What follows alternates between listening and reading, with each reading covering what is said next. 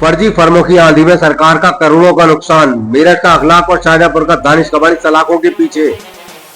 मुरादाबाद में बोगस फर्मों का भंडाफोड़, करोड़ों की जीएसटी चोरी, 2 गिरफ्तार। सफेदपोश गैंग की जड़ें हिल गई। पुलिस की एसआईटी ने फर्जी बिलों के जाल को खंगाला तो सच आया सामने। दिल्ली के कॉल सेंटर से चलता था पूरा कारोबार। मुरादाबाद के सिविल लाइन थाने में एके एंटरप्राइजेज और सौरभ एंटरप्राइजेज के खिलाफ जीएसटी चोरी के मुकदमे दर्ज हुए थे। राज्य कर विभाग के सजल दल ने लोहे के स्क्रैप से भरे ट्रक को शक की बुनियाद पर रोका था। इन मुकदमों के बाद जीएसटी चोरी के संबंध में एसआईटी का गठन किया गया था, जिसके बाद पुलिस को बड़ी कामयाबी मिली है। मुरादाबाद पुलिस की अपराध शाखा ने जीएसटी चोरी कर करोड़ों की राजस्व हानि पहुंचाने वाले 2 व्यक्तियों, मेरठ के रहने वाले अखलाक और शाहजहांपुर के दानिश कबाड़ी को गिरफ्तार किया है। पुलिस अधीक्षक अपराध सुभाष चंद्र गंगवार ने किया खुलासा।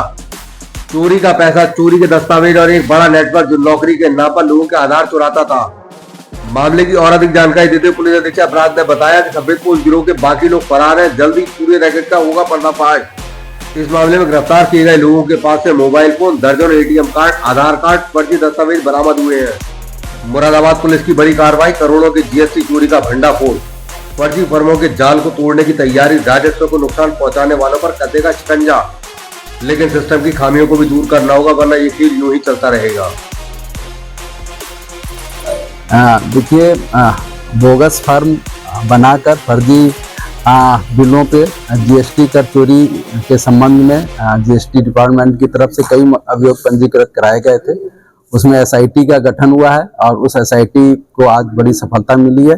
2 अभियोग जो हमारे थे 838 और 839 जो सिविल लाइंस में इसी वर्ष दर्ज किए गए हैं, उसमें 2 अभियुक्त हम लोग के द्वारा गिरफ्तार किए गए। इसमें मोहम्मद अखलाक मलिक है, ये मेरठ का रहने वाला है। एक दानिश कबाड़ी है, वो रहने वाला शाहजहांपुर का है। इन दोनों को गिरफ्तार किया गया है और इसमें जब पूछताछ की गई तो पता चला है ये अखलाक, जो मोहम्मद अखलाक है, मेरठ का रहने वाला है।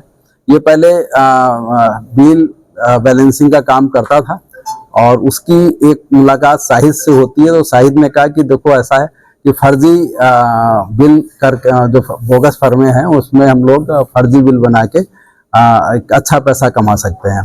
तो इसी वजह से वो करीब 2 साल से इस धंधे में शामिल हो गया और शाहिद के साथ में 5-6 लोग और हैं जो कि सफेदपोश लोग हैं। उन्होंने मिलके ये काम किया है। ये तो एक मोहरा है केवल। ये फर्जी फर्में बनती हैं दिल्ली में, और वो चाहे वो यूपी की हो चाहे अदर स्टेट की हो, तो ये लोग खरीद लेते हैं। अगर यूपी की फर्म खरीदना है तो उसको 50,000 से 60,000, 70,000 में, अगर दूसरे स्टेट की खरीदनी है तो वो लगभग 1.5 लाख में इनको फर्म मिल जाती है। फिर ये फर्जी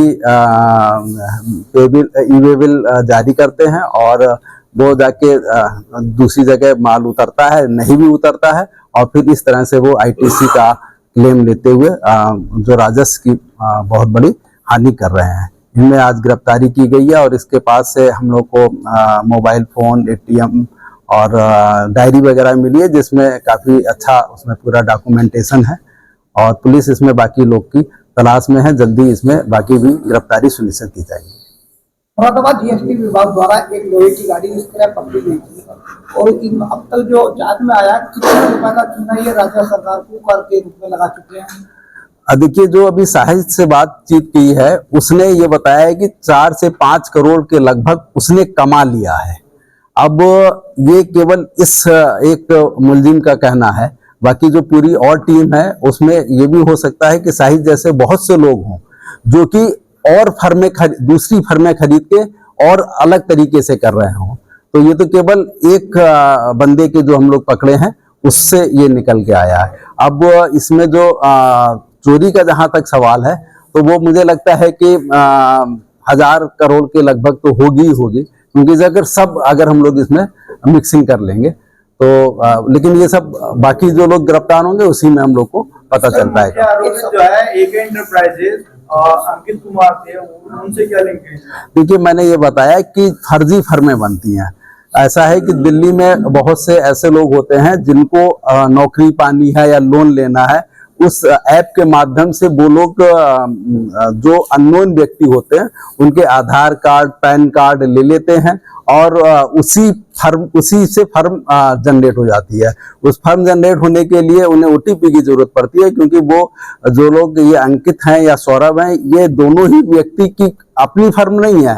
इन्होंने कहीं ना कहीं नौकरी के लिए या किसी काम के लिए या लोन के लिए अप्लाई किया था, और उसी के आधार पर जो लोग बैठे हुए हैं उन्होंने ये फर्जी फर्म बना ली।